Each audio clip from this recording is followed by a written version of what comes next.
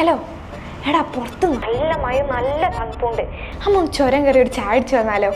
ഈ നട്ടപ്പാതിരക്കലേ ഒന്ന് വെച്ച് പോയറിയാ. ഞാൻ എന്താക്കിട്ടറിയോ എൻ്റെ അടുത്തുനിന്ന് പോയി എന്നൊന്ന് പറയും. നമുക്കൊരു ട്രിപ്പ് ആയാലോ? അപ്പൊ എൻ്റെ എല്ലാ സങ്കടം മാറും. വാ. അല്ല ഇനിയിപ്പോ അടുത്ത എങ്ങോട്ടേക്കാ? ഞാനൊന്ന് ഊട്ടി വരെ പോയി വരാം. പോയി വാ പോയി വാ.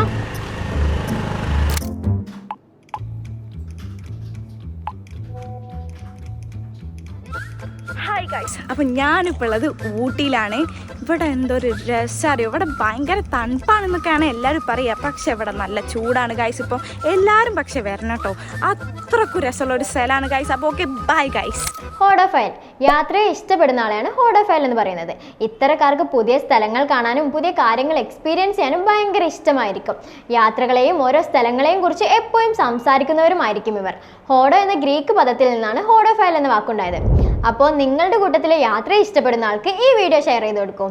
ഇനി ചോദിച്ച് പഠിക്കാം claps individual tuition. Claps Learn, your personal teacher.